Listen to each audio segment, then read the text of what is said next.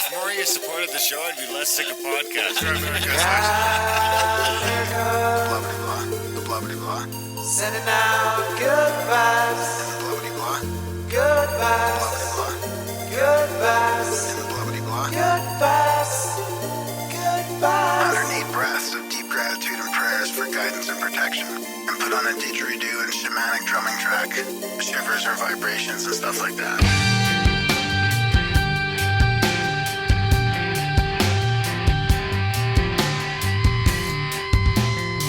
America.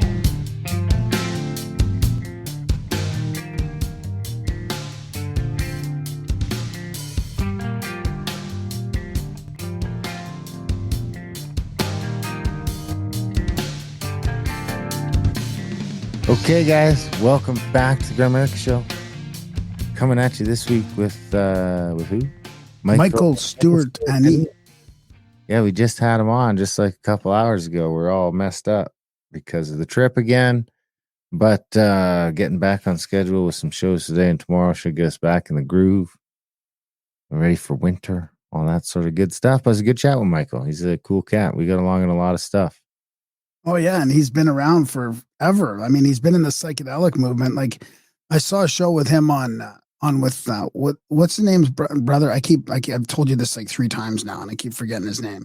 Dennis McKenna and the other guy who made that Haitian sort of show called Haitian, like Haiti people? like Haiti voodoo, like the voodoo show called on Serpent in the Rainbow. I don't know about any of this stuff. Yeah. Oh no. See, I always forget this guy's name too.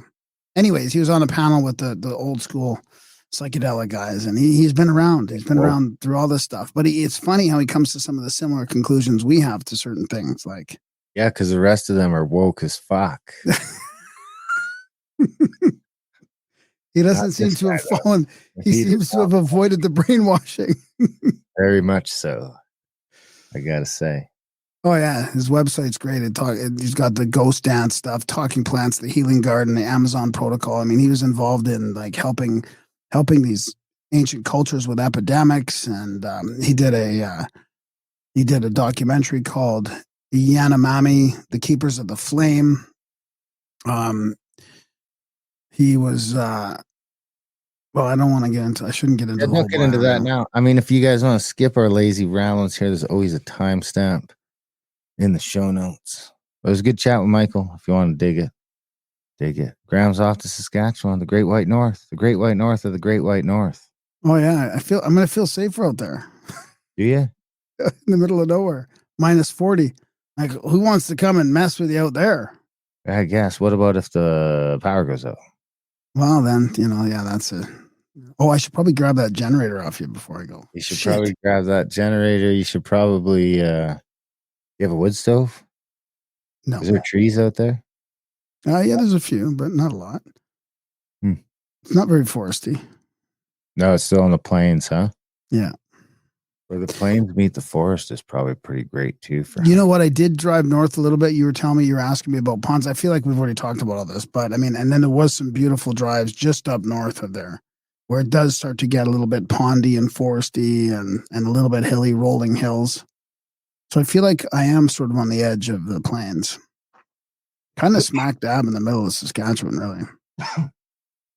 Yeah, but there's nothing on the north half of the country, so yeah. It gets pretty sparse. Yeah, I mean, the moving process feels like it's just a never-ending process of packing. It's almost done. Yeah, I gotta move too. I think I'm gonna move in the winter. So, oh wow, or in the spring. It won't be bad though. The kids can all pack up their shit. I don't have as much shit as you. You got all this weird shit, you know? Yeah. I couldn't imagine packing up your place.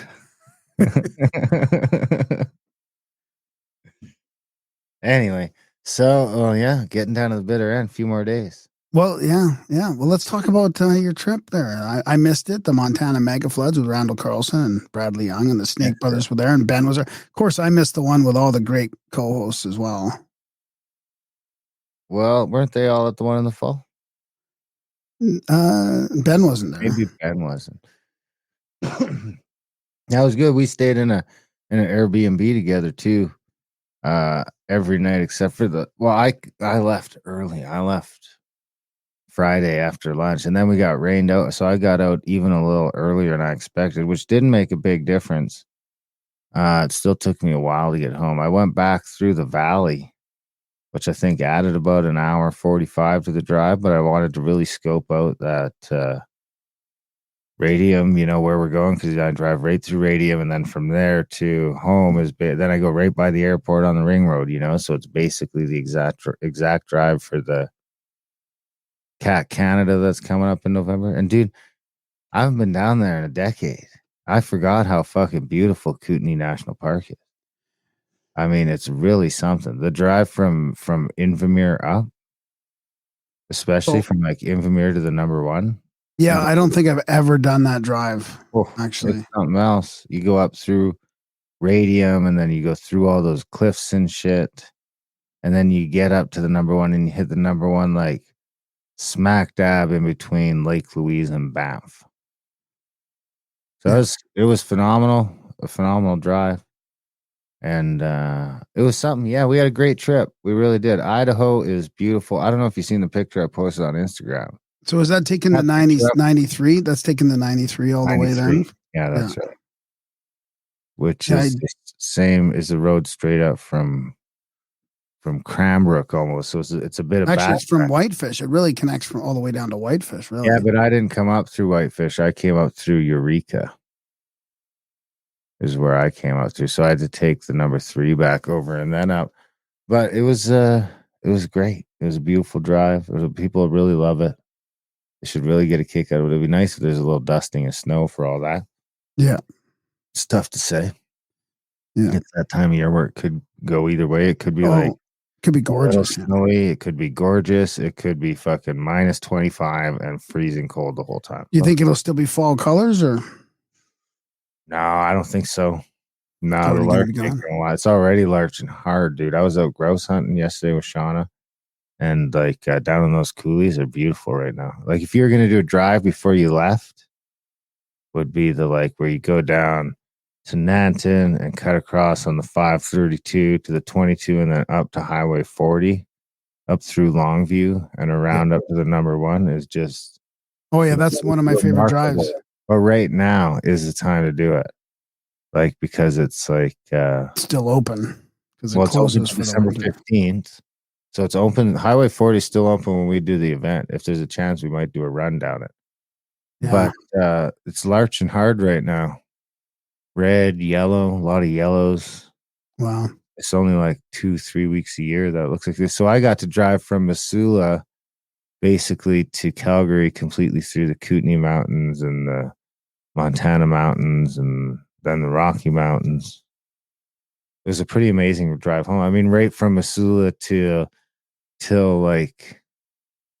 just past Canmore. The last 45 minutes you're in the plains, and other than that, I was in the mountains the entire time. Yeah.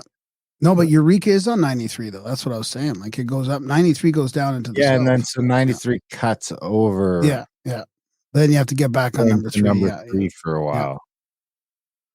Well, it was beautiful. I was hunting turkeys with John. I don't know. I don't think John listens to the show, but we became fast friends for sure. Shout out to John. I won't give his last name on the show, obviously, but it's always like a weed smoker that I end up. That's how I met Oliver. These guys that smoke too much weed to be cooped up in the van all day. They see my truck. They see what I'm up to, and then we ended up doing all the hunting. You just attract the product. Hunting turkeys. I posted the picture on Instagram of up on the top of that mountain in Montana. It's fucking phenomenal. I don't have a spot here where I can get a view like that. We have prettier mountains in a lot of ways, because they're rocky, and that's why they're called the Rockies. Yeah. But when you're up on the top like that, and you can just see that valley and just mountain peaks everywhere, that's pretty. I mean, I guess I could do that if I climbed a mountain. But I haven't been on one that's been taller than that like the rest. Dude, I drove right to that. My truck, I could have took that picture out my fucking windshield. Well, you took me and Kevin up to that place. Yeah, it's still not the top though, Yeah. It's most of the way, but it's not the top. You still like you're up there, but you're at the top of the very first mountain range. So when you look the one way, it's just you're seeing the foothills down into the plains. And when you look west, everything's taller than you. Yeah. So you don't get that view. But I've seen a ton of turkeys. I still have turkey tags. So that's exciting. It was But very you didn't get a shoot. You didn't shoot a turkey, or I shot at a lot of turkeys, but I missed them. what? My Really? best chances were in Idaho. And I had like some really good chances. I missed by like 3 feet, dude. I don't know. So I don't know what the fuck happened. I don't know if my rest got fucked up or my sight got fucked up, but I had to sight in my Recalibrate? bow because it was way out. And then by the time I got it fixed, we were out of time. We didn't see them. Trying to see them. You see a lot of turkeys in some spots you probably shouldn't shoot them. And, Right. it's not like, Alberta where you're just going to get slapped on the wrist. You might get shot in the fucking face. So, I got some shots off. I had fun. And I might go back down yet. I got the tags and I got a hunting license in Idaho and a hunting license in Montana now. And tags. So I think they're good till the end of November. You need a tag even though you're an Indian? I think I do. Yeah, it seems weird. I thought you were like good for North America.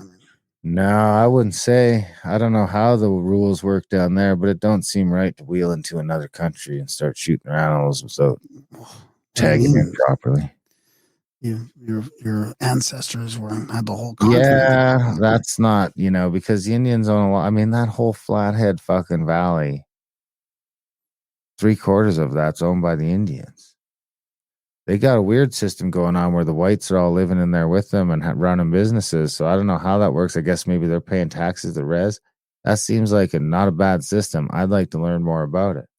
Oh, Why make these if I want to make the reservations here in Canada, the reserves in Canada bigger, but why not make it so that anyone can live there if they want to live under those sets of laws and pay taxes? Well, that's why, dude. It would be creating a separate society under something's going on in that Flathead Valley. I'd like to know more about it because even Polson's, like you were in Polson, dude, that's smack dead in the center of that fucking Flathead reservation in the States. Well, and there was something about you had to be careful driving through there. Like, remember Bradley was saying, like, there's you can't just drive around through there without getting permission. Yeah, well, that definitely that, and it's big, but there's like we go through Polson. It's not an Indian reserve, but it is on the reserve. Right. Well, something's going on there. Some sort of system that warrants further investigation. Oh yeah, for sure. Something about it, let me know. I'd like to know more. Yeah, because I'm always looking for ways the Canadian system could go. How do we get out of this? How do we get out of the Indian Act in a way that makes sense? And that seems like one of them. So how was the trip? I mean, my favorite part about all these trips is the people that go on them. It was a pretty good group. Great group. Yeah, everyone. It always starts out a little weird, but it was fantastic. How was Randall? Good. Randall's great. He's getting better. I swear he's getting younger. Yeah, that's great. And awesome. Everyone had a good time. Everyone seemed happy. That Cherry's barbecue, if you're ever in Polson, we drove out of the way to get it this time because everyone liked it so much last time. And again, it was like fucking there was not one scrap of food left. And I got an extra 25%. I got for 66 people, and it was fucking gone. It's so weird, dude. The last time I did it, there was so much food left over. People weren't eating. There's a lot of sliders left over. We must have had a fucking 100 sliders left over. But other than that, everything went pretty well. We'll see when the review things come back. What happened in that hotel? Anyways, can we talk about that? Yeah, they were cunts. Pardon my French. I don't know what else to say. Because I started getting messages and calls from you, and I just had to call you and make apparent right away that nobody in the group was being a dick. I wasn't up all night.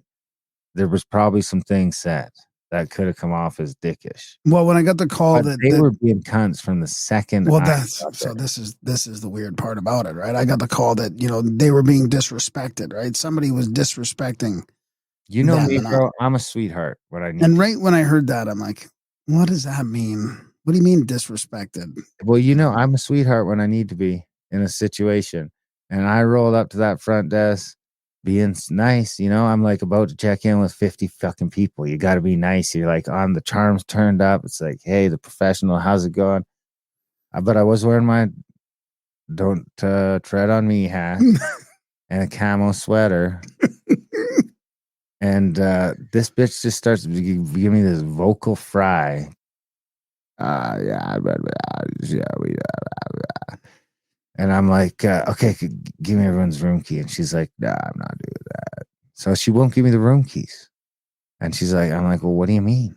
And she's like, well, I'm going to ID everyone and give them the room keys myself. And I'm like, ID them. Like, I could have just made these fucking names up, lady. You have no fucking clue who these people are. Now you know what I mean? Like, why are my fucking guests showing ID for rooms that are booked on my fucking credit card? Yeah. They need to have the It's ID crazy. for everyone that's in the hotel, probably, right?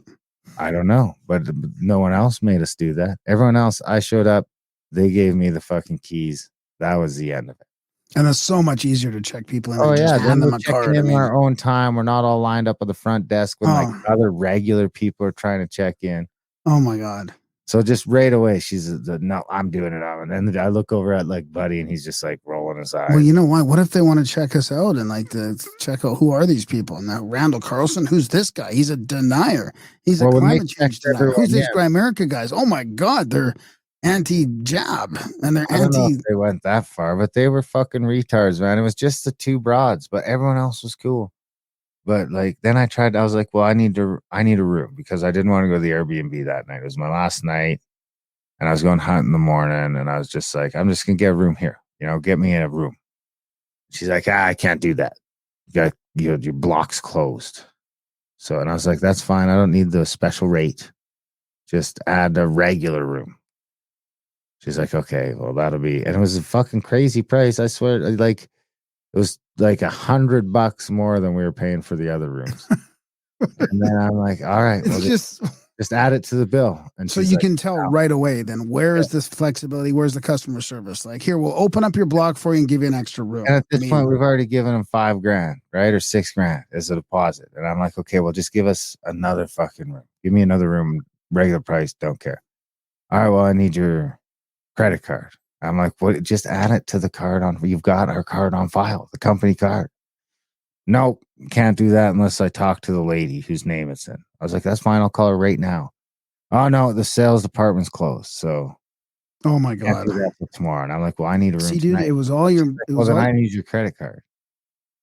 And then this other broad, I guess, was fighting with someone else, and Kyle was pissed off. And well, you said that at one point you could tell they were kind of shaking or something. They were like, I don't think they knew how to deal with the group. When she came and kicked everyone out of the breakfast area, she was like convulsing. You know, like you could tell she was. It was like a big deal for her. She was like, how it was like a hate crime, or like she was in a fist fight. You know, like those emotions are through the fucking roof, and it's like, what's going on, lady? Like, just tell us to go to the conference room, or we don't have to fight about this.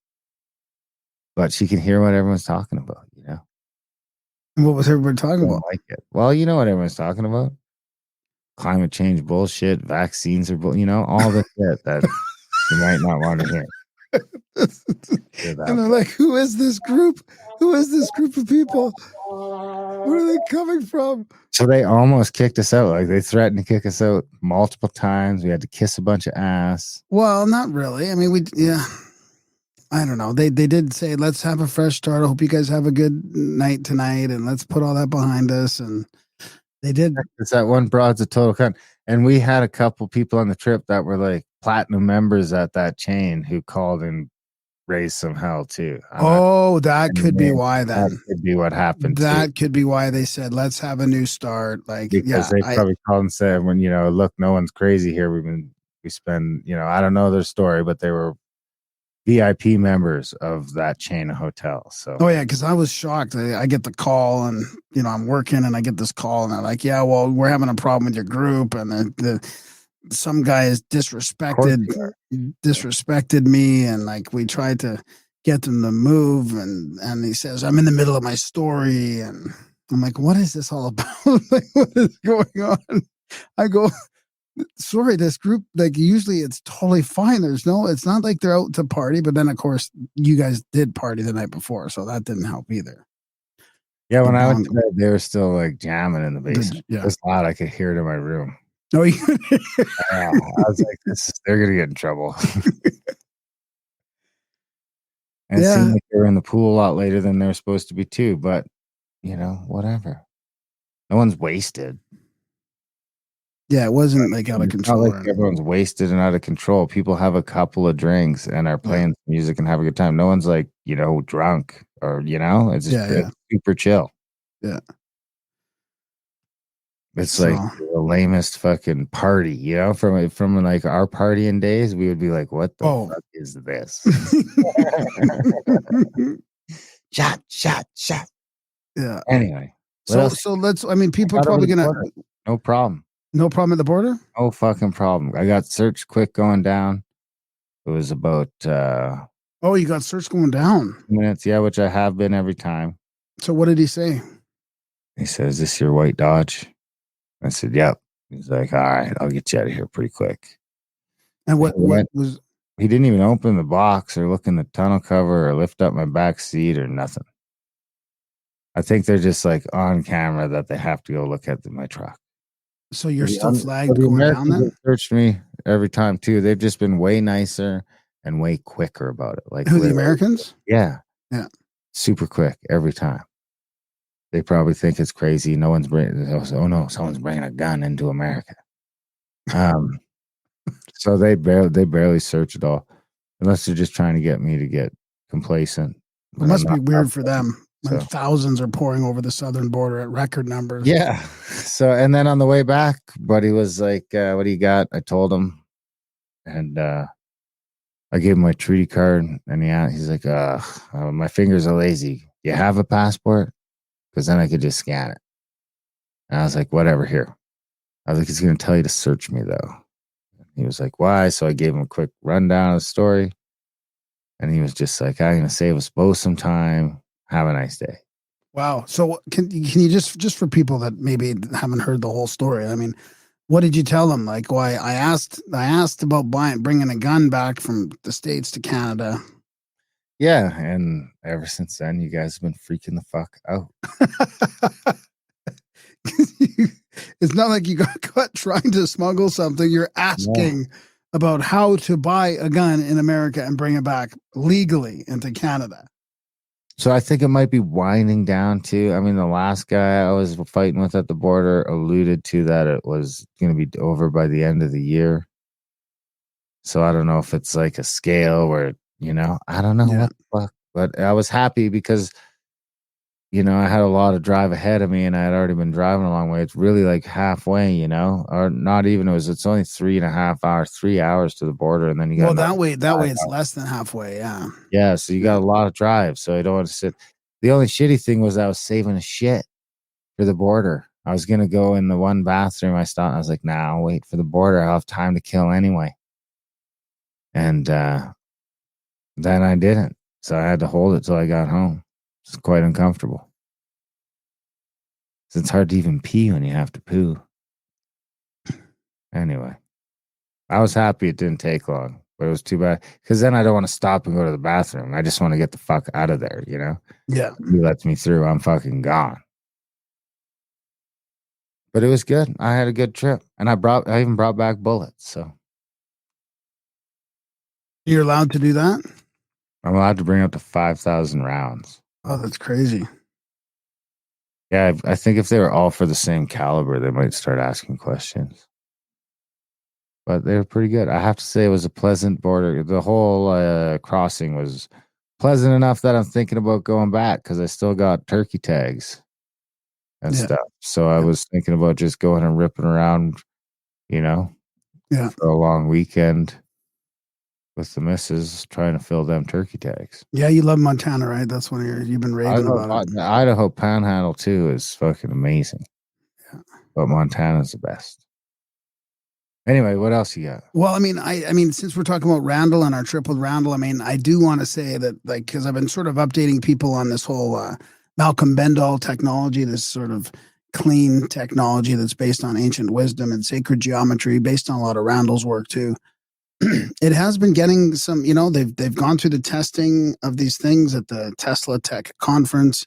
It is starting to get some attention. People are starting to do like analysis of it and reviews of it, and sort of wording some of Malcolm's stuff.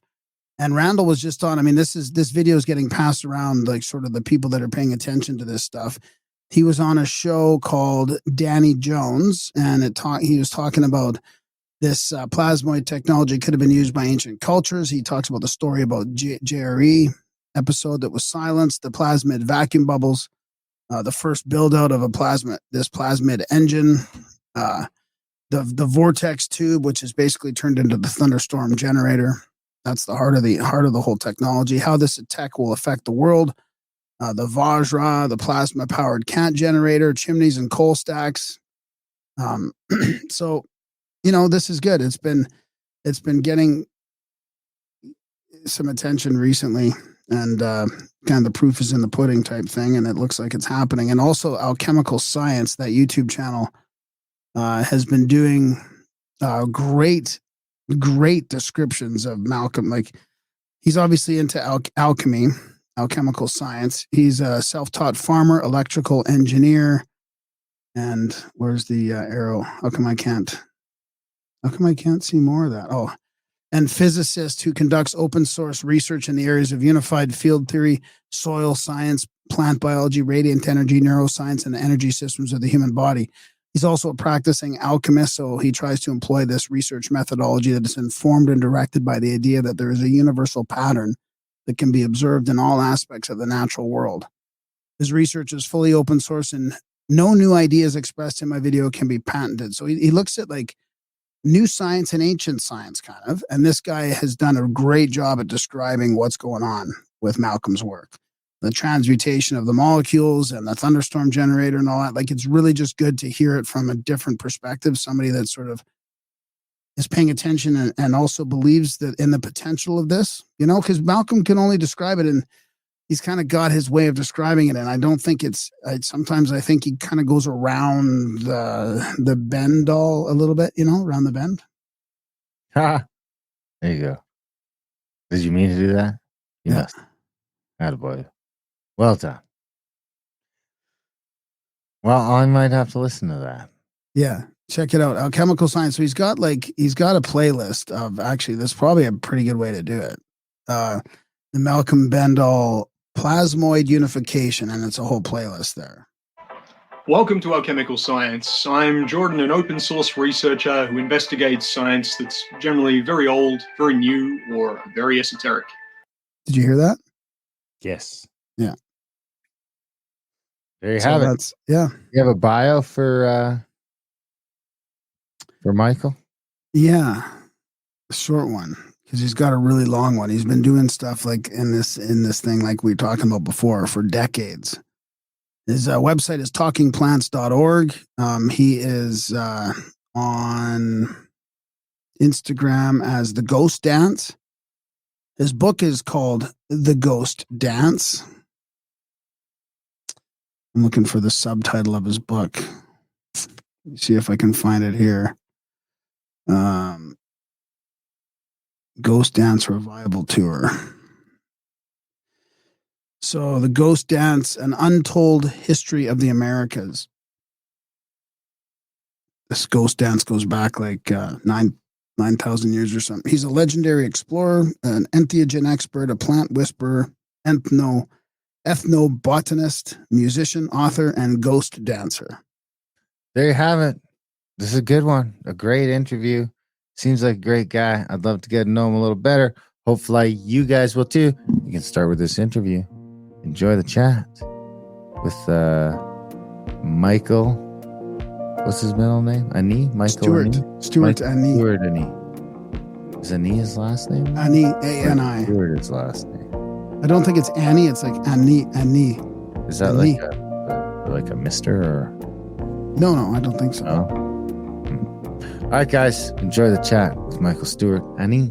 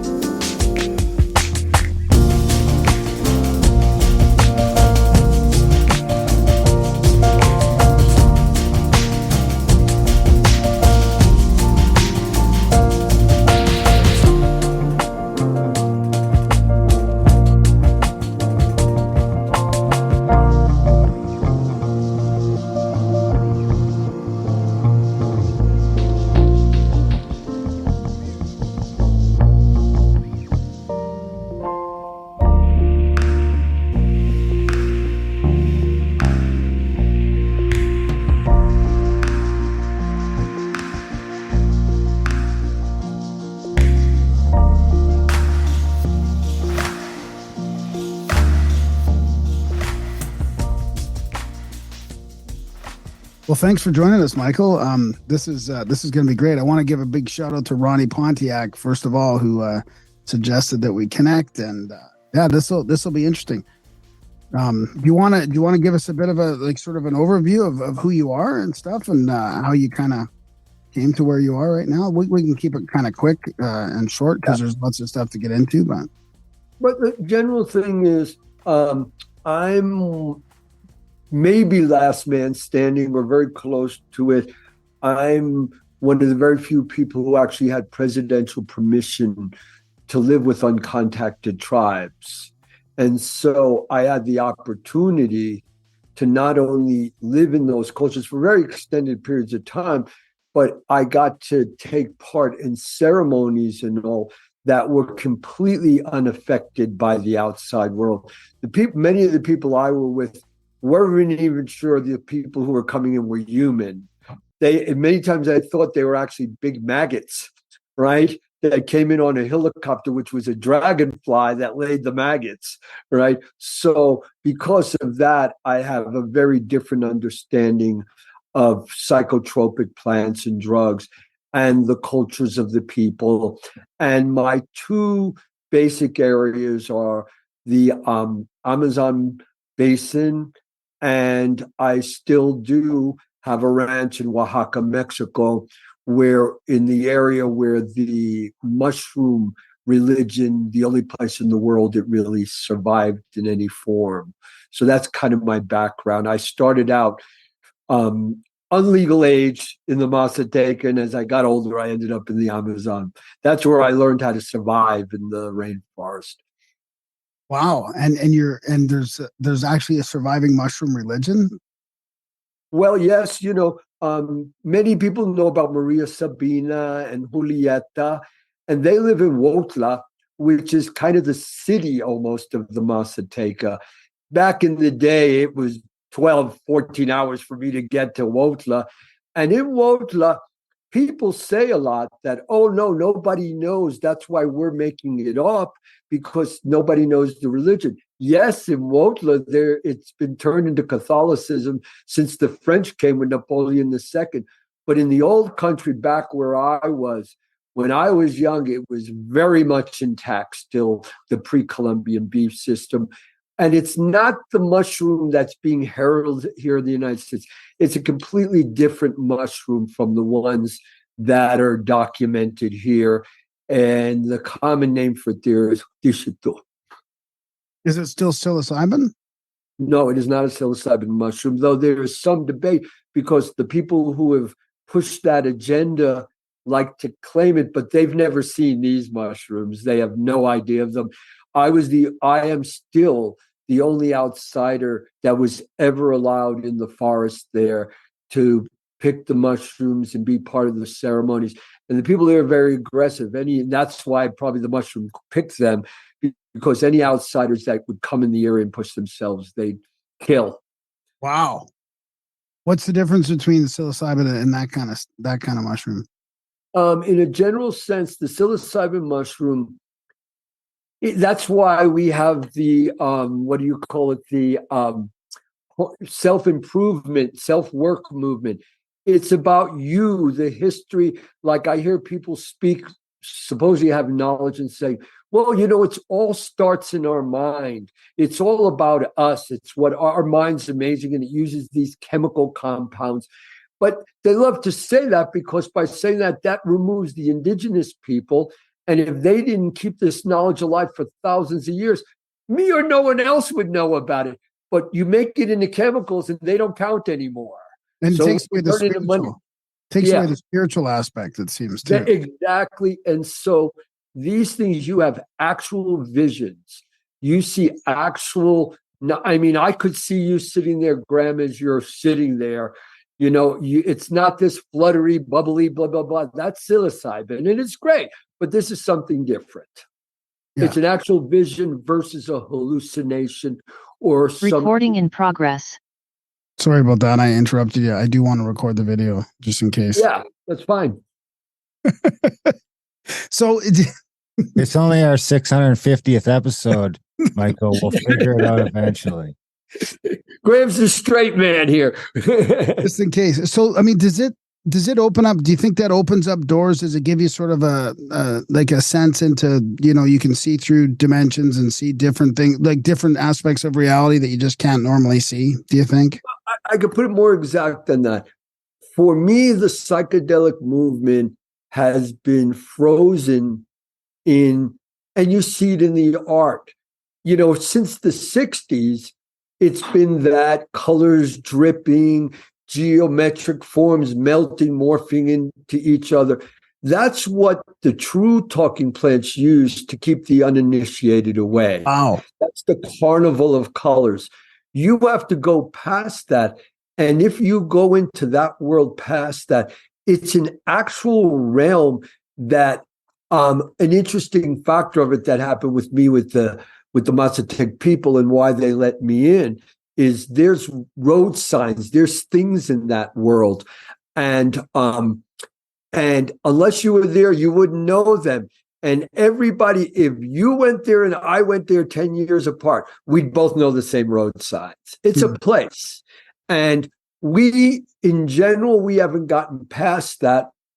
Now the people more or less trying to control psychedelic want us to stay there, because to do that, you can make it into a commodity, something you can sell and make money at truly a journey into the soul and beyond the soul into, I would say, the world of the dead, the world of plants.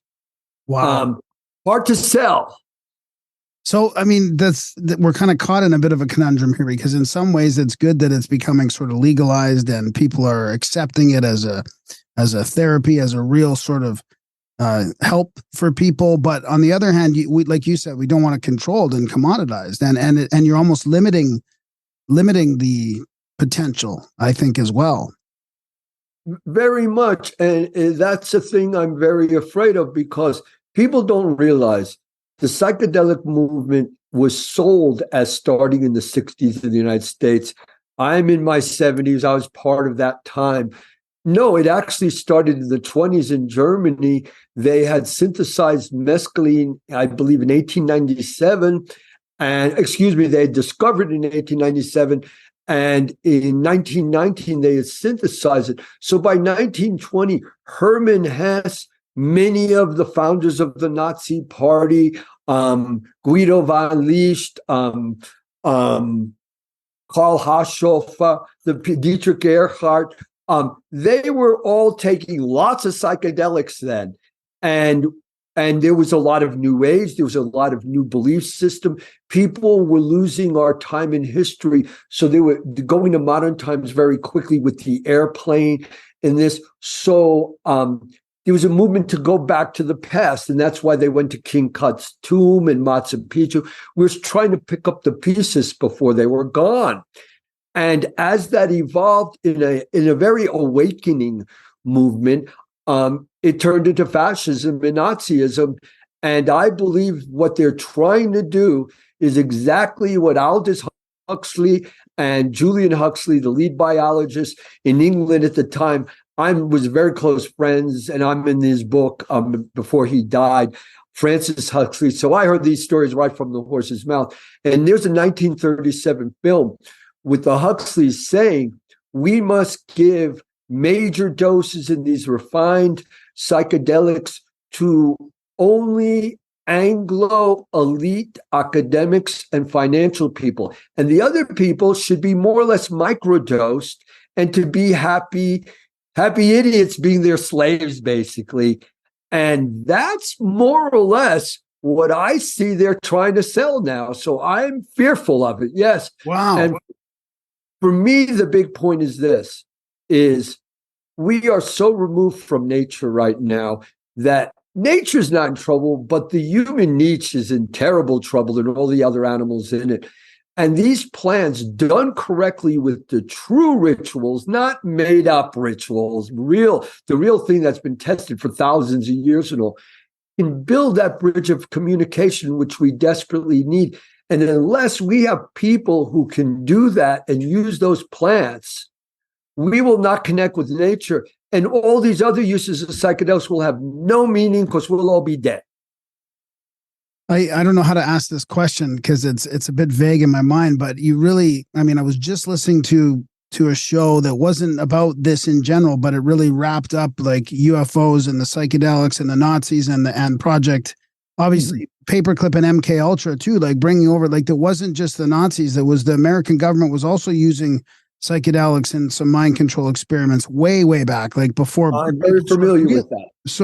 Sort of people realized it. And so how much did, I don't even know where the question is in there, but I feel like it has something to do with the way we're treated in this modern society now, because it opened up doors. I think they learned so much about it that they realized that, wow, these humans actually have powers that they don't want people. They don't want us to realize how much power we have spiritually, psychedelically. And they just sort of, started sort of the fear porn propaganda. I don't know if you have anything to add to that, but I feel like maybe that's why the 60s, that's why they sort of recreated the whole psychedelic movement. I don't know. Well, two points. What a funny point. I've spoken with the people from John Hopkins who are doing the research, some of them, and they love to say, Timothy Lear and those people, they let the genie out of the bottle. But now with us, and we have real psychonauts, we're keeping the genie in the bottle. And I got to laugh. Haven't you ever heard of Malapalooza and Genie in the Bottle and Burning Man? People are doing 50 different psychedelics and drugs a day. The genie is so far out of the bottle. It's just a silly rap. On the other side, what you were getting at first is in the 1930s, it is a fact. They know the name of the two Nazis that were in Wotla collecting information. It was a man named Rico and a man named Weislander. And they were very much part of the Nazi thing to go around the world and collect all this mystical information. The United States government got very scared about that. And they originally sent a wonderful Richard Evans Schultes from Harvard over there to see. And he did not get along with them very well. But when they got there in the mid-30s, there was already an evangelical preacher there, Eunice Pike, who was there, who believed that that these mushrooms were literally the penis of the devil, and they were going to be used. So, believe it or not, this wild story you started with actually historically took place. There was this real battle in Wotla for who was going to gain the knowledge. The amazing part was the true mushroom and the native people there never gave up anything. So these people went like we're doing now and said, well, we can invent everything. And if we sound convincing, it'll become the truth. But that's an illusion and a hallucination in itself. Just because you believe it and say it like you believe it does not make it true. So how does the talking plants fit into this? Like, what do they think about their substances being used and synthesized into something to change the behavior of humans and not a natural way? And do you know what I mean? Like yes. The plants themselves, and because they're talking plants, it's one of the things I explain to people. You get a lot of people now say, oh, I'm a shaman or I'm a this. Well, going to a ayahuasca camp in Peru and reading a couple books and getting stoned a lot does not make you have no idea what a real medicine person is in the tribe. It's a completely different animal than that. And the plants very much are aware, but you got to remember, they're not humans, so they don't relate in linear time. Plus, the key why there's been so much misunderstanding is it took me 37 years to learn the language of Dishitu. It took me 18 years to learn the language of ayahuasca.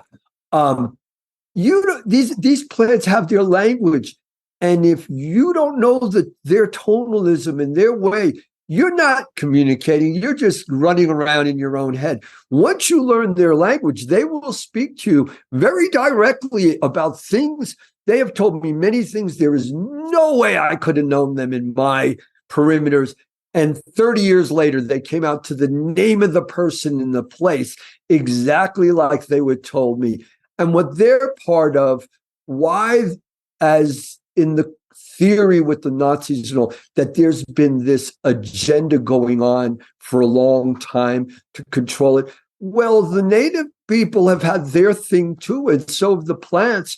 And that's why the ghost dance came into being, because in the ghost dance original ritual, it's right in the codices, they show it, that Dishito was born from the semen of the plumed serpent Quetzalcoatl when he evolved in the underworld from the young god Ixotl and became the plumed serpent.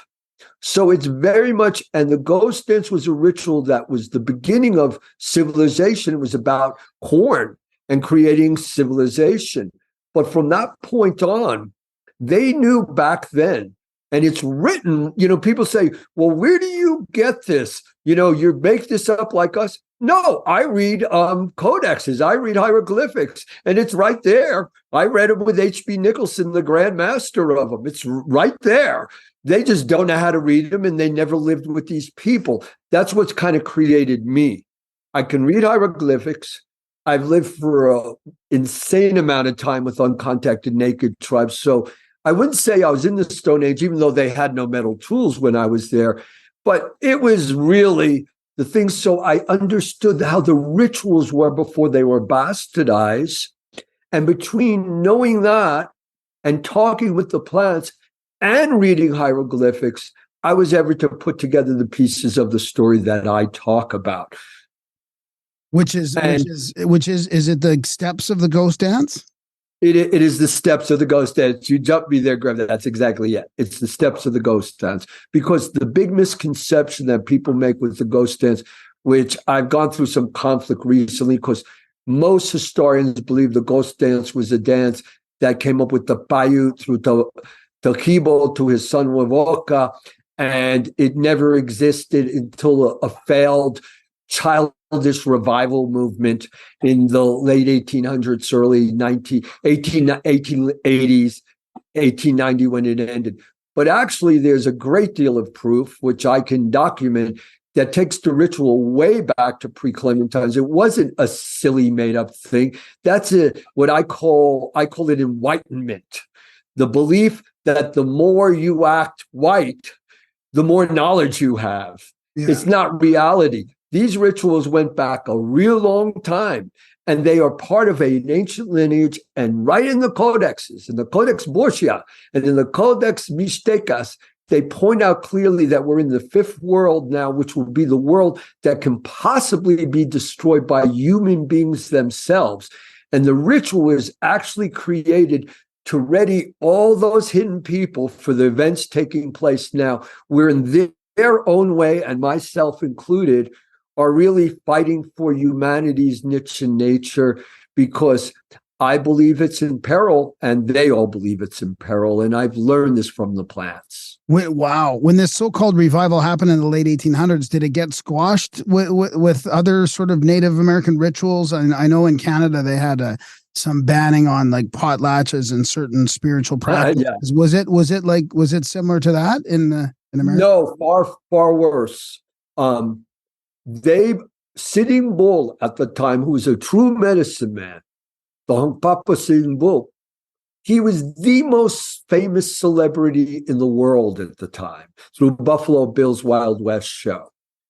And Sitting Bull said that I'm a member of the Lakota Ghost Lodge, and I believe in the spirits and all, but I don't believe some white man's circle dance is going to bring back our dead relatives rising up through the earth.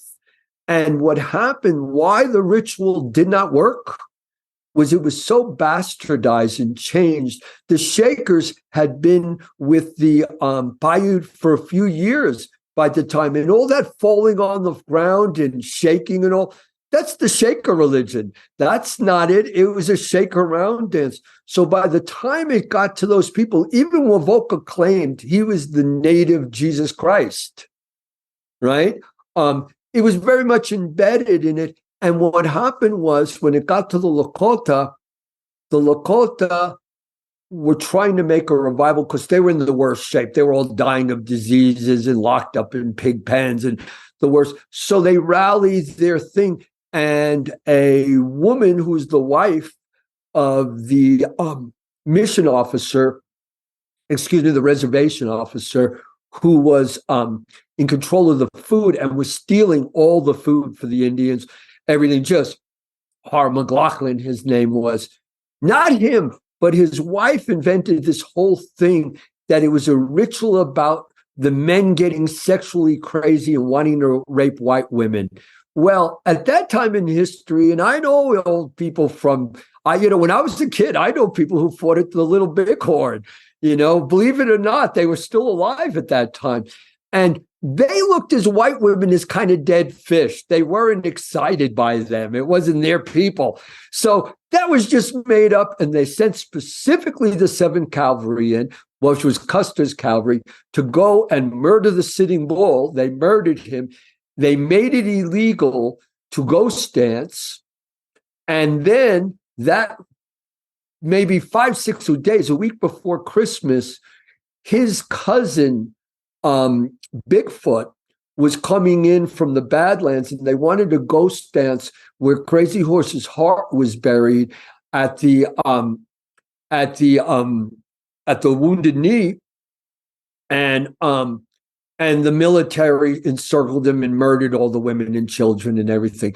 And that was the end of it. Wovoka continued to live because Wovoka was adopted by a white rancher, and he spoke fluent English, could read English, had a life and all. But that was the end of the ghost dance. And Mooney, James Mooney from the Smithsonian, saw it as a dying people's ignorant attempt to bring back a lost culture. But my point is, he was ignorant because he didn't know these people, that it was a long lineage, this dance. It is actually documented that the first time the ghost dance was danced on U.S. soil in the United States was in 1680 by Popeye in the Pueblo Revolt. And how I realized the dance had gone all through the Americas was in the 80s, when I was fighting an epidemic among the Yanomami in the Alto Orinoco. A woman died on a beach. She collapsed, and there were so many people dying around us that the wonderful doctors I had with me, I was the head scout for it. They were like, Miguel, you can't keep going. We're going to lose kids. We got to go. 2 hours later, she stood up and started dancing and singing. And when she stood up, she washed herself in soil, just like Leonard and Henry Crow Dog did. And it was the Crow Dogs who brought the ghost dance to the Lakota. I knew the Crow Dogs very well. And then I know their ghost dance song. And she started singing in Yanomami, Yapuiwe Sharikateri, bring back our arrows to us. Now, when the United States government heard the Lakota sing those exact words, they said, aha, it's a violent revolt. Well, the Lakota weren't stupid. They weren't gonna go up against Gatling guns with bows and arrows. They knew that. In their culture, give us back a sharika, give us back our arrow, means give us back our manhood, give us back our man. Because in indigenous culture, all elements of nature either have a feminine quality or a masculine quality, including the talking plants. Darren, do you have anything you want to ask or add?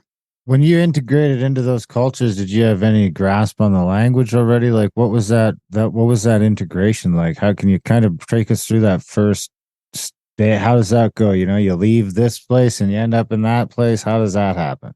Good thing. First thing was, and I got a lot of trouble for this at one point, because my technique I invented was I would go to the closest town near the region I was going, and I would go to the bordello, and I'd ask the madam there, do you have any girl from the Huniqui, the Piaroa, whatever tribe it was? And they always did. And I'd say, I'm cool and all. I just want to talk with her. I want to learn. And so I would do this. Some people saw that as not such a good way, but that's what I did. And basically what I learned was the key to my thing was probably the real biggest difference between, I can only speak of American indigenous people and Westerners, is if you broke your bow and arrow and you're like, God, I can't eat. You wouldn't go to the bow and arrow store or bow and arrows on the web, nor would you make it, because there's probably a much better bow and arrow maker than you there. You would speak to the hikora, the shapuri, and you go, Shapuri, I can't feed my family. I don't have a bow. But you're a very good bow maker, Darren. So you're walking down the path and you run into Graham, who's the best bow maker around. And you just made a brand new bow. And by happenstance, he goes, oh, Darren, I really need that bow. Hey, I really need that bow. Well, Westerners say, well, that's happenstance, coincidence. But the strange thing about paradigms of culture is when you live in that culture, that kind of happenstance happens many times a day. It really exists. We are convinced to believe that our paradigm, which underneath it all really is, whoever gets the most weapons and is the most vicious wins and gets the most toys. That's our basic paradigm.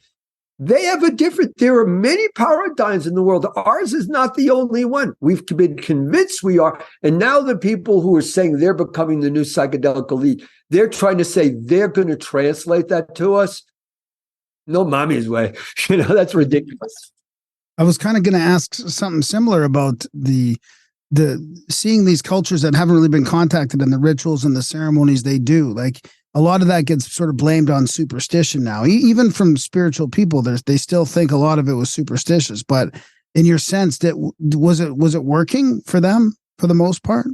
Well, in our culture, we say it's superstitious because we kicked your ass and we won. So you're an idiot. That's the basic to make it simple. I'm a superstitious person. Superstitions everywhere.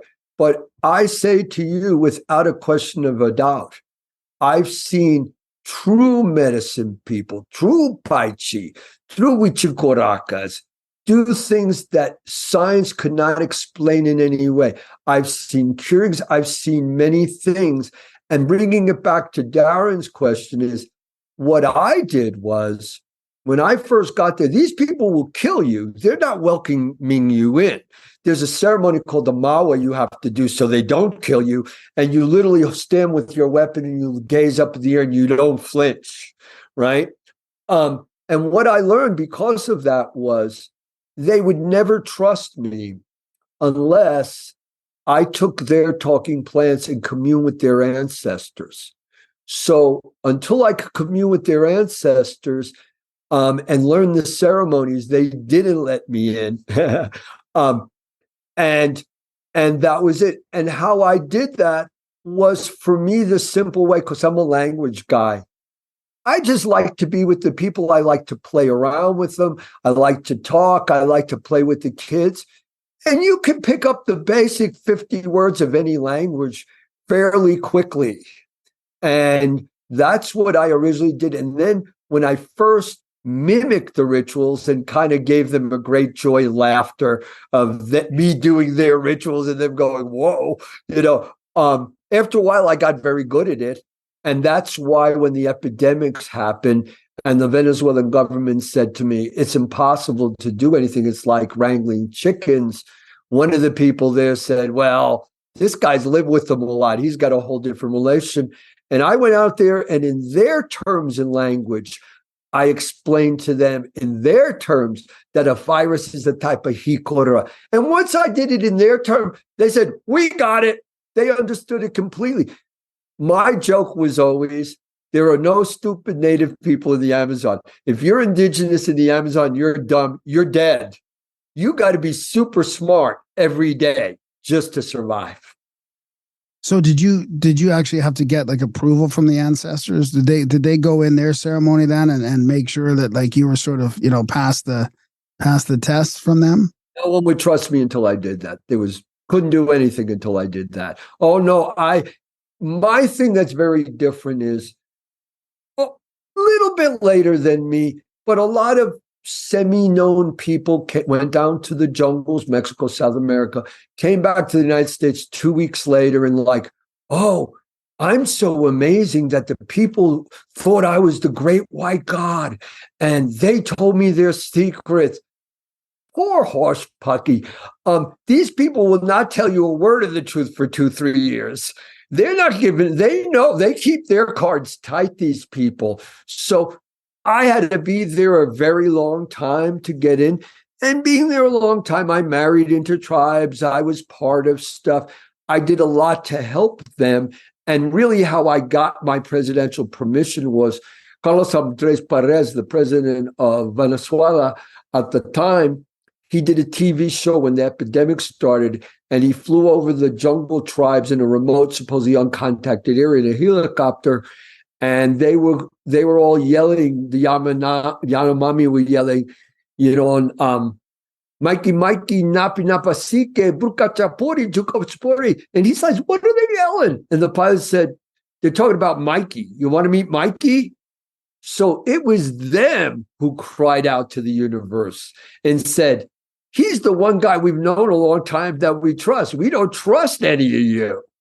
And so that's what kind of put me in that position I got into. It wasn't that the government officials went, oh, he's good for us. There was so much of a cry out from the tribes and they didn't kill me. That's why I'm here today. And what epidemic was this? This was one a few decades ago, or? These were the epidemics of the 80s, which the ones in Brazil right now with Jair Bolsonaro, the ex-president, was a repeat of the same thing. The Brazilian government, who, now they have Lula who's fighting it, but in those eras was not backed by neo-Nazis. These were literally the sons of the boys of Brazil. These were Nazis. And they had a mass extermination because they found gold and uranium in the El Dorado, in the Alto Orinoco. So they sent thousands of gold miners in, knowing they all had diseases and all. And they came into the region. And the main diseases they had was malaria, dengue fever, acocinosis, schizomaniasis, but also hepatitis C and Delta, which is deadly C, became very prevalent because the gold miners, they were stealing 8-10-year-old little girls and prostituting them. And then when they were sick and burnt out, they just suelta them, let them loose in the jungle, and they go right back to their tribe and get everybody sick. And this is part of their plan too.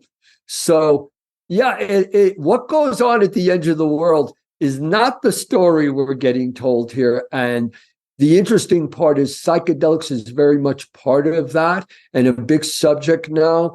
And people who are pushing for what I call colonial eugenics control of psychedelics, that's not where I'm coming from. I work with the National Congress. I am authorized by the National Congress of American Indians. And I believe that a intertribal, inter-American group of female elders, grandmothers, should be in charge of all psychedelic legalization and psychedelic distribution. And it should start with them getting the first medical assistance, because I live around reservations most of my life. And at this point, and I'm not exaggerating, I'd say almost 90% of all the kids under 21 are addicted to either fentanyl or meth at this point. It's that bad. Wow. So they're the ones who should get the help first. Yeah. Not people who want to get rich and buy the fanciest new Tesla, a car that destroys the environment almost worse than anything. So do you suggest this intertribal female elder group would be in charge of this psychedelics for the whole country, or just the natives? No, for the whole country. Yeah. Oversee the because Big Pharma's already getting their teeth in there, in Canada at least. Anyways, Big Pharma's already kind of getting their teeth in there too, in Canada. Well, yes and no. Big Pharma, it plays out this way over and over. It's no mystery. Big Pharma, there's a group of people now who believe that because they've taken tons of these drugs, that makes them entitled to make all the money from them. And they call themselves the leaders in I call them psychonauts, because I've met many of their top shamans and therapists, and I wouldn't give them a penny of value. It's just made up gobbledygook to play in that woo-woo world and be woo-woo. It don't go nowhere. Now, when you're talking about using synthetic pharmaceuticals for specifically diseases of civilization, like fear of death, cancer, PTS, LSD, all these type of things. Yes, I think there's wonderful breakthroughs. And the fact is, if everybody ran out and got these plants, they'd go extinct in a year. So that's not an answer. But what my point is, without the proper rituals done the proper way, exactly, with these correct plants, talking plants can establish communication with nature, which is exactly what they were used for. When I did ayahuasca for years, I did it, as you said, to commune with the ancestors, to figure out which way the game was moving in the wind. Until I came back to the United States and heard about, oh, I'm going to become a bodhisattva. Oh, I'm enlightened from it. Oh, I'm doing self-help. That's all invented here. That's not at all what those people use it for. So, and the other twist that's come is those plants' languages are all in a tonal scale. And so you have to sing in their language. So I've gone to some of these very big organizations, events I've been invited, and it's a comedy routine. They're singing Kenny Loggins songs and this song their mother taught them. No, one of the ladies there said to me, she said, well, you live with the Lakota so much, you just do what the Lakota guys do. I said, no, I'm singing in Yanomami, not Lakota. The truth is, all the tribes know that tonal language. And the Lakota, the Yanomami, name them all. When they do their ceremonies, they don't do them in their language. There's another archaic language, which is much more tonal in this way. It's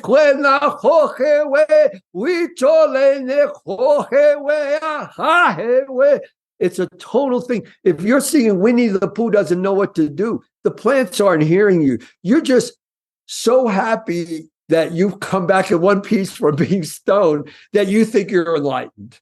You know what I mean? Yeah. And I really hope people will start to learn and, kind of get on a better path with it that can really help the survival. I'm a great grandfather. I want the kids to live. Yeah. And I'm not that interested in getting a Tesla car. Where I live, it has no value at all. We don't have any of that stuff that would support that. I'm assuming that there needs to be a proper sort of initiation or learning aspect without just people. Like it seems to me there's a bit of a danger with so many people just jumping right into it. Well, the danger is this, and I've seen it over and over, and this is my problem. Good people. So many people already, we all have a certain amount of mental illness at different times in our life, and it becomes more acute, more aggravated in certain people. So they self-medicate because the pharmaceutical system is not working for them at all, because the pharmaceutical is created to make money, not to work for them. They try to keep people in the same sickness going on, and new medicines for that, new medicines make money. That's why I'm afraid of that system, of that stuff. But you can get down into the inner self, and even people alone can start out themselves and try these things and search themselves. But what I've seen happen over and over is on Saturday, they hold a shamini meeting, and the lead shaman, and you always know them because they have some silly outfit or a man bun or something to give them away. And they go, this is sacred because everything I do is sacred because I'm sacred. And I'm like, who told you that? Your mommy? That isn't the definition of sacred. So they do the ceremonies. They come down. By Sunday, they believe they're a bodhisattva. By Monday, they're searching for enlightenment. By Tuesday, the egg's starting to crack. By Wednesday, they're questioning themselves. By Thursday and Friday, they're either manic depressant or suicidal or schizophrenic disorder or whatever they have, the situation. And then they self-medicate the next weekend, sing blah, blah, blah, blah, blah, blah, their thing. And they go in there. I know people that have been in this cycle for years. And I will say to you, they have damage from that. They are not better for it. They're hurt for it. And I think these things are so important, so sacred, so medically important on every level that I just pray that what happened with cannabis does not happen with this, where all the medical, think about it. Remember all the giant breakthroughs? I was on the program that worked with kids with grand mal seizures, and we had unbelievable miracles happen. Have you even heard about any of that in regular people for a long time? It all became commercial and pot that tastes like children's cereals where they say doesn't have chemicals, but it has more chemicals in it than you can count, and psychedelics are more dangerous. Think of how powerful they are to the human brain. Some of these people said to me, well, we've had it worked out with our psychonauts that people don't have bad trips anymore. Is that insane? There's tons of bad trips all the time. Nobody has fixed that. They think that you could take Prozac and Valium with it and it will remove the side effects. So it's a better experience. Our scientists have figured out all you're doing is removing the last little hair tiny piece of true spirituality. All those things your body goes through in the ritual, if you do it in the real setting, you realize that's all tied into nature. You are not participating if your body is not going through that. You're supposed to be throwing up. When you throw up from two of those things, that's literally expelling that. Purging, right? You're purging. It's a purging. Yeah. Yes. Darren?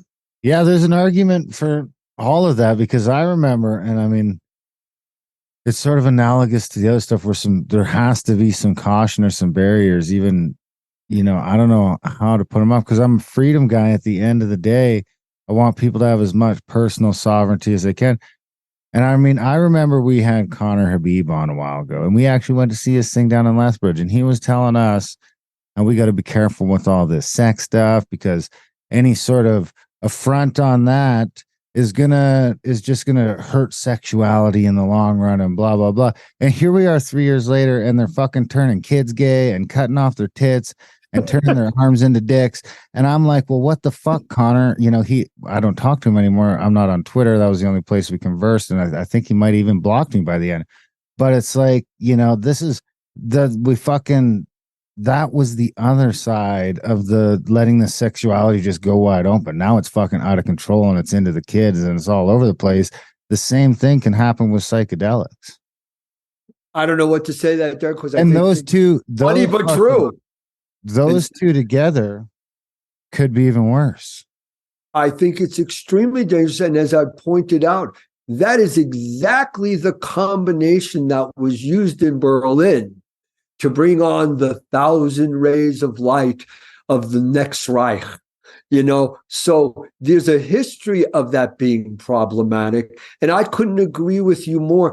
We've come to a time, it's an interesting thing. A friend of mine here said to me, he said, it's kind of the left went so left, they become right. And the right's gone so right, it's now talking left agendas. And I don't know where, I was never part of any of that. I'm not a political guy that way. So, I'm like, wow, but I couldn't agree with you more. We're in a very tricky time now, and people are selling agendas for specific reasons. And the media is so powerful that people don't even question them. I'll give you the funniest example, and it's so mundane, but it shows the thing. There was a guy named Cristobal Colon, and they changed his name to Christopher Columbus. And he came to the Americas, and he met the native people, and he thought he was in India. We all learned this in school, and he called them Indians. Well, guess what? In 1492, there wasn't a country named India. It was called Hindustan, and the people were Hindustanis. And this whole Indian thing was made up because a certain ethnic group wanted to use that as a control mechanism. The actual truth was when the Padres first came to the Americas and they realized in Europe it was filth and disease and pandemics and people living in excrement and just a horror movie, really. They got here and everybody was robust and healthy. So the term they used was indios, in the image of Dios. in Spanish, God. That was the name. Indians had nothing to do with it. There is no guy, Christopher Columbus. And I think 99% of the people in the United States believe that is a true story because academia has played its hand in making this very mythology that Don was talking about seem like it's true and real. And as I agree with him, there are certain lines, change is great, but change just for the change of sake of change, that's what happened, what he's talking about. A lot of these people might have started smoking pot. They went to LSD. They went right to coke. They went right to heroin. They went right to whatever drug of the month club was for the last 50 years. And now it's cool. I know many people in South America, very wealthy kids, sons of presidents, who used to be big club kids who sold MDA and ecstasy in nightclubs, and now they all claim to be shamans. There's a great confusion, and I think Darren pointed out very well, slightly tongue-in-cheek, but very well. It's very dangerous, and it could be very harmful to children. And this is an issue with me being a great grandpa. I'm curious about children health and children being good and children having a future. Yeah, I agree. Good point. Darren, do you have anything to add to that? Well, I'm not convinced my audio is coming through to everyone. I mean, I'm not going to add to that. I've probably, got us kicked off YouTube again already, but I'm not sure my audio is coming through. So I'm probably going to It's coming through for me. It is coming too. through for you. So I'm hoping it's getting to the recording. Yeah, I can see it on the Doesn't seem to be getting to the stream. Oh, you can? Okay. No, I mean, I don't know. It's fucked. It's I don't know how we put that genie back in the bottle, but mixing it up with psychedelics could pretty quickly turn into that Brave New World. Well, that was Aldous. Francis was the nephew who ate the mescaline with him in the book. He's the guy, Francis. And Francis told me outright, they were all a bunch of fascist eugenicists. Francis started Survival International as a way to fight against his uncle and his father. And once again, the point that Darren made, I too am a believer in freedom very deeply. I'm all about being free and feral. I'm very much into that. And I very much believe that none of these things should be illegal in that way. And people should not go to prison and suffer for working on their mind and all that way. And I very much believe in the freedom. Let's face it, even if I didn't, it's been proving all these controls make the problem worse with illegal and don't make it better. So forget that. I believe in the freedom. But with freedom too, there's responsibility. And same with capitalism. I mean, capitalism has a responsibility to maybe just keep its hands fucking off of certain things. Which it seemed to be doing just fine until the state got out of control. Because people like to bitch about capitalism. What we're living in now ain't fucking capitalism. It hasn't been capitalism for a long time. It's some sort of weird techno-feudalism. That's nicely put too. I feel the same way. And I think that, the techno-feudalism, the funny point to me is there's only three things really in the environmental thing that people herald as successful: wind turbines, these silly electric cars, and solar panels, which I have. I'm off the grid more or less. I use it. But the truth is, we're pushing in the only future for these devices is lithium batteries now. And I've been to lithium mines and cobalt mines. It's more destructive than fracking. So in the end, it's these people giving us these phony environmental raps on the web that may be our very destruction. That's how confused, and it's confused. And it always comes to the big problem with confusion. Is it a conspiracy? Or is it just fuck up and cover up? Exactly. Is it intentional or is it incompetence? I mean, it's probably a mixture of the both. Yeah. There's a name. Well, I mean, I think it's mostly incompetence with a bit of malice sort of sprinkled in. It's not even like the malice that I want to run the world or I don't even know that that's there. It seems to be, and there is a bit of that. I'm not ruling it out, but it's mostly just lying in their pockets. And a lot of this can be attributed to not just incompetence, ignorance, not fucking paying attention, taking the easy way out. I mean, there's a bunch of things compiled on each other that you just have to sprinkle in a little bit of malice to fuck it all up completely. I have a hard time believing that, they're all fucked. It's hard to believe that, right? I have a hard time believing, not hard as you think, but coin toss at least, that every congressperson and every senator, and same with all the Canadian ones and all at the local level, that they're all fucked.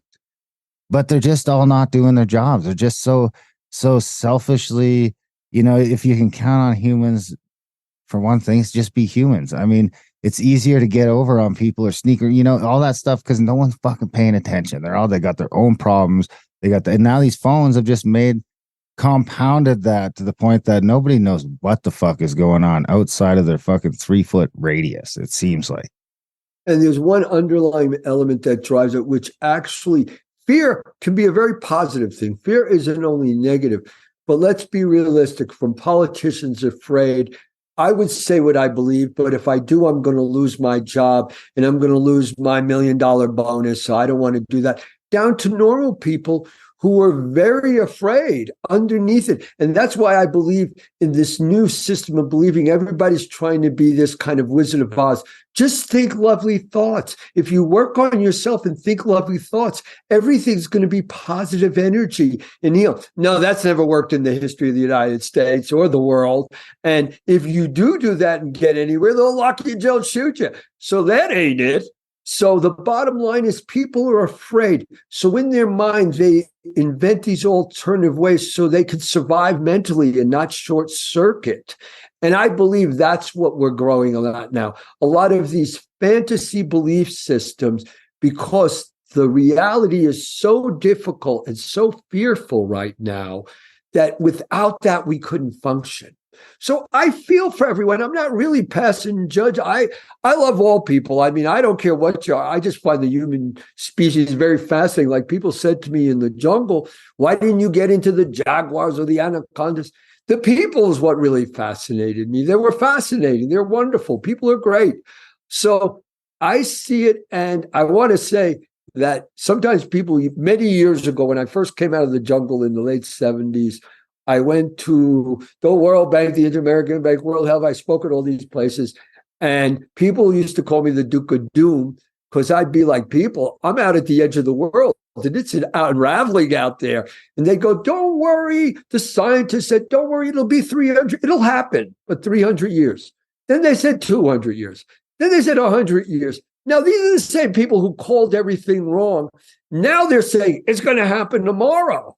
Right? And these are the same guys because they get paid. You cannot be a scientist unless you cop to it because it's those big people giving you money. And unless your theories and your research doesn't back their greed, you're not going to get any funding and any grants. So it's a system, kind of a monster set up in this way. And I personally don't believe, I have no faith, as John Fire-Lamdir, the Lakota medicine man, said to me long before I was legal age. He said, no politician or the scientists they pay to make their lies sound like truth are going to help us out of the trouble the Wasiku have gotten us into. Only the ghost dance can do that, but we have lost their steps.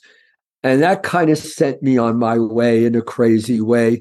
And I believe that. My faith is in Mother Nature. My faith is why we are still murdering the last uncontacted tribes on earth in the Havari and up in the Siapa and the Puro Potako, where there are still people like that who still know the ancient rituals and the use of plants. We're literally murdering off the very chance we have for our survival. And what's so fascinating to me is many of the environmental groups have gone into the more westernized villages, tried to change their culture to fit their ideology. And so when I was just in Peru, many of the Machaginga boys and all are working on the road into the Javari to get in there. And I was like, how can you do that? And they said, listen, these outside environmental Amazonian groups and all, they've come here and destroyed our religion. They've turned our women against us. We just want to make money and move somewhere else and get some other women. It's horrible. So why they go, oh, we're saving the Amazon. Let me tell you, what you've done ain't added up to a speck of shit on the monkey's ass. The Amazon is imploding into itself. You have saved nothing. That's just fairy tale woo-woo talk. What are some of the solutions using sort of an indigenous environmentalism? Here's the solution for me. Two things, very simple. First things, really setting up communications with the few people like me as a bridge to be able to get stuff from these people. Because these people are very afraid the world's falling apart too. Don't kid yourself. They're aware of that in their own world. You know, they've had all these diseases. They've had Sikia do all this horrible stuff to their children out in the jungle that they don't understand at all. They're aware something's going on. But the trick to the environment is so simple that's why, part of why we have the trouble. I've seen it over and over. You take a 10-year period and block off a barrier reef, block off the Amazonia section. 10 years, unless there's forever chemicals in some form in there, Mother Nature will heal herself. She is amazing at that. She could, but we're poking, no, we got to invent this. No, we got to invent that. All these inventions are $1 trillion ideas so people can get super rich making believe they're environmentalists. That's all that it's about. They have not achieved zero, negative zero. But the problem is where the environmental movement has gone is, well, we really like clones. What are the things that fly around in the air? Drones? Satellites? No, the little things that people send around. Drones? What? Drones. Drones. Yeah, thank you. Drones. So they go, oh, we're using our smart enlightenment to help the Indians. We're flying over their land and demarcating. Well, I know as a fact, if you don't have a physical form to protect those perimeters, they don't mean anything to illegal miners to go. They mean nothing. They're not existent in the jungle. It's a joke. Oh, give us more money for this. We're doing wonderful things. It's crazy for a guy like me to say, but I believe the military in the whole world, all of us, all the tribes, got to get into this battle to save the earth. And the military, instead of making fake wars and killing children, all these horrible things, they should be on the front line, protecting each of these regions for 10 years, healing them up spot by spot, and we could reclaim our place on the earth again. That's simple. Instead of blocking out the sun and cutting down trees and burying them in the ground? Yeah. You know, all these things. Oh, we have to find the next lithium deposit. We have to find cobalt. We got to find uranium. Let it sit. We saw that with COVID. After like 6 months of COVID, all kinds of environmental systems started popping back. Even that in a little bit of time. It's very possible, but you can't be a big money person doing that.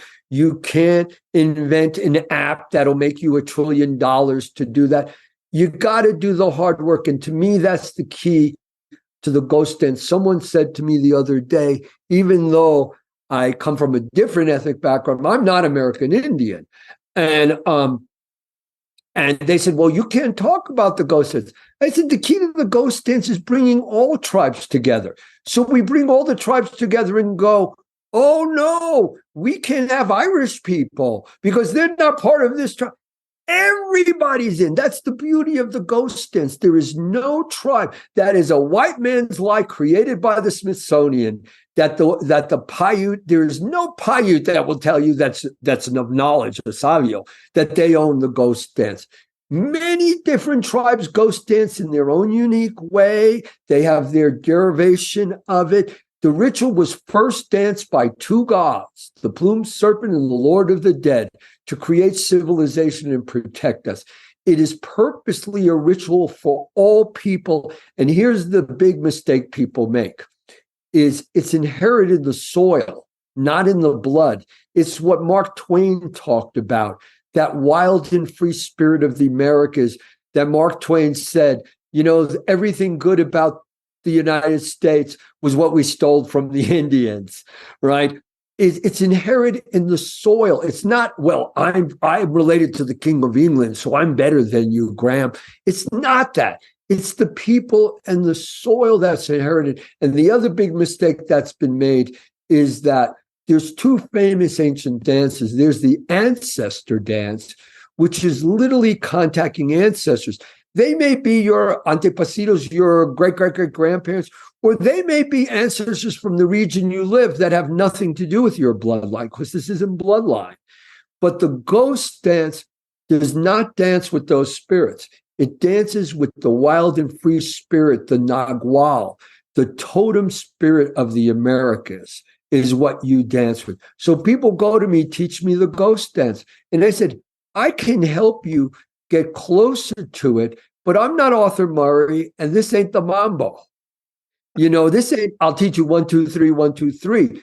You've got to get in a place to those spirits and do that. But in our culture, what's happened is people think they can do that by taking one of these entheogenic plants 20 times and going, it's all about the love in this.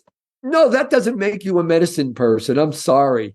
That makes you someone who does that, And so I see a hope in all this. But I will say here, I really believe on a big scale, I don't know if anyone, and I've been in the environmental movement a long time, I don't know anybody that's really doing anything that's working. All the ideas and what the government's saying, we're doing this and that, show me where it's worked. I lived in those places. This is empirical knowledge. I got it firsthand. I didn't read this in a book and read another old guy's book and then write another book about it. I was there. I've seen it. And this is what I see is going on.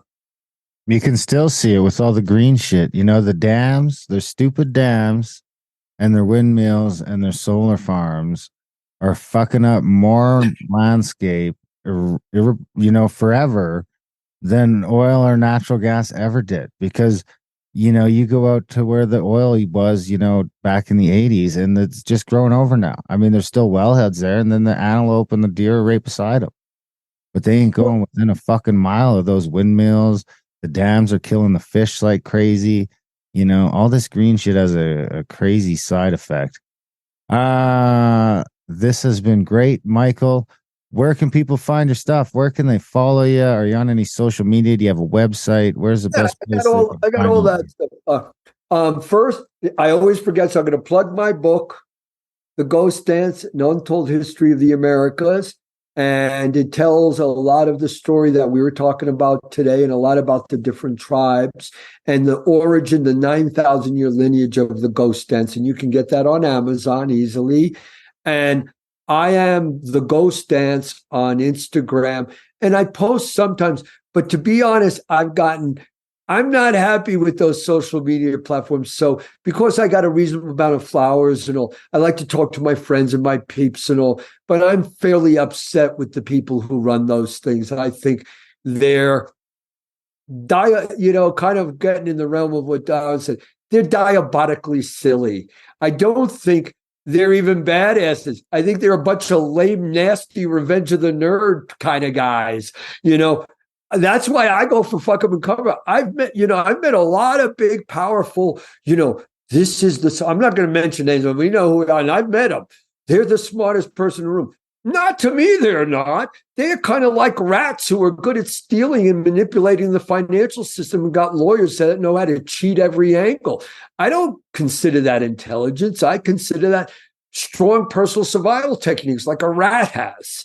So I ain't impressed. I've met a lot of those people, and I'm impressed by Jane Goodall. I'm very impressed by her. We're both come out of the Explorers Club, and old Jane's the real thing, and you don't see her out here talking this stupid stuff because she's real, and she really did something. And so, yeah, I'm on there. And I'm on a lecture tour at the end of October. I'll be in New York City. And for me, I've been actually the last 3 years, I've been almost exclusively in Latin America. And I just got back. So I've done like my first two things here. And we will be posting my tours. And I'm at Michael Stuart on on the web. And my foundation, my old foundation is the Amazonia Foundation, which is a very famous foundation. And my new foundation is talkingplants.org. Talkingplants.org. Yeah. One quick question about Jane Goodall. What do you think about her views on like depopulating and thinking that there should only be like 500 million people on the earth? Well, I love Jane Goodall, but like everyone, I don't agree with her on everything. I come from a marginal ethnic background myself, so I have a different look than her. She comes from Anglo-America. For me, what I see is, if you look at the destruction on the earth, all those brown and black people who is all getting blamed and we got to teach them Planned Parenthood and all this stuff, believe it or not, they do probably 1% of the damage to the earth, even in their masses. 98% is done by 1% of the elite population. There you go. So the story that, we got to get rid of all those brownies, to make this work is another bull story. It's not what's going on. And another thing to that is, before the missionary system, there was never overpopulation in that way, because in traditional Mesoamerican and all Pan-American tribes, the uncle is the father of the child, because the uncle grew up with the mother, it's her brother, and they're in the same village. And I may be the father, but I live in another village, and your uncle killed my father, and I got vendetta with you. So when you have the guy there like that, greater care, they've watched the kids grow up. There's such a bond there. There's been male influence no matter what, in a way, right? Exactly. The evangelists, especially missionaries, and there's a big tumult going on now in Uganda, finding out they've been lying through their teeth and killing indigenous Native people. They're like crazy. It just came out yesterday. It broke. They go around. I've seen them firsthand. And what they do is they change the system, kind of like what the environmental movement does now. They change the system. So at the missions, women can cook, clean, they have jobs. The guys got nothing to do. So they either start taking so many of these entheogens that it becomes a drug. Like people say to me, when you were with the remote tribes, the medicine man must have taken stuff all the time, every day. Not so. I found the people out there, only at specific times and for specific sicknesses do they do it. The closer they get to the mission, the more and more they do it, trying to reclaim what they're feeling they're missing. And I'll be clear about that. I like missionaries, especially with a little chopped onion and tomatoes. That's the way I like my missionaries. Thanks, buddy. I appreciate that. This was All right, Michael. This has been a fun chat. It's been a good one. We'll have to do this again down the road. Yeah. And, we wish you the best of luck on your book tour, and come back to Grimerica anytime. Thank you very much. And I hope you do invite me back soon. Ninaskata Chili, because the gods give to those who give to the gods. Awesome. Thank you. Have a great night, sir.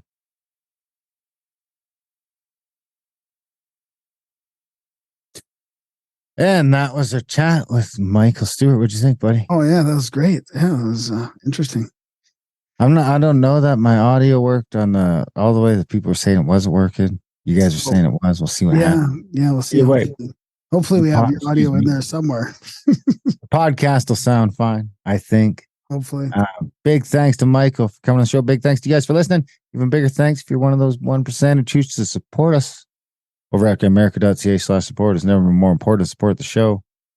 Sign up for monthly or make a one-time donation today. Other than that, check out our audiobooks, adultbrain.ca. It's a podcast. They're for sale. Whatever you want to do. They're there. They're free. You can buy them. Whatever you want to do. Grimerica Outlawed for the controversial stuff. Contact at the cabin for the trips. Other than that, we love you guys. Thanks for listening. And we will see you next week.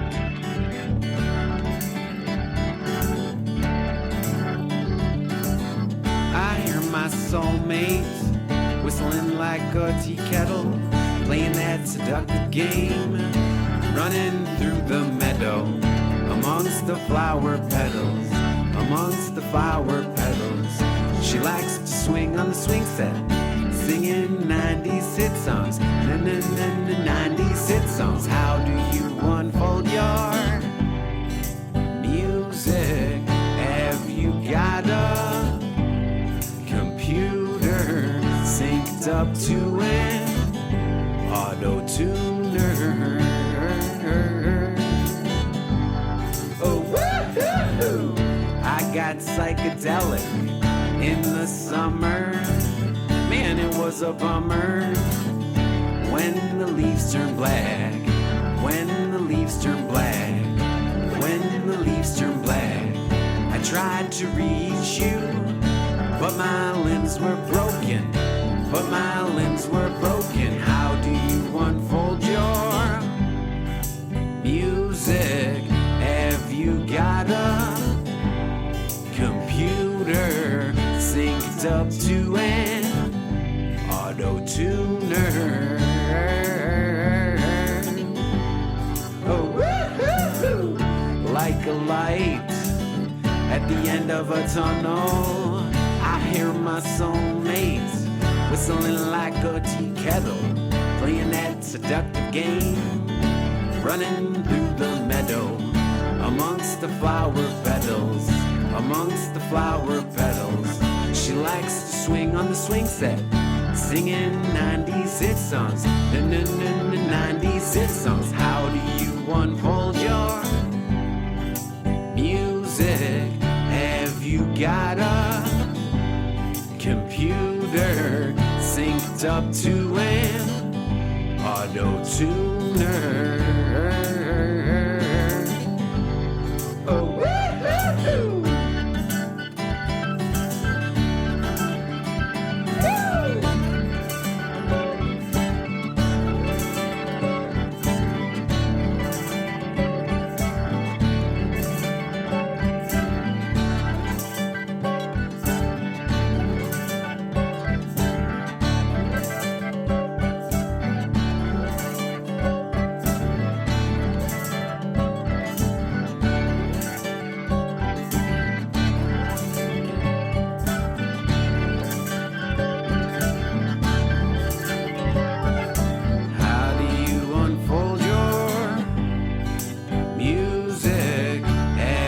Got a computer synced up to an auto-tuner. Oh, woo-hoo-hoo.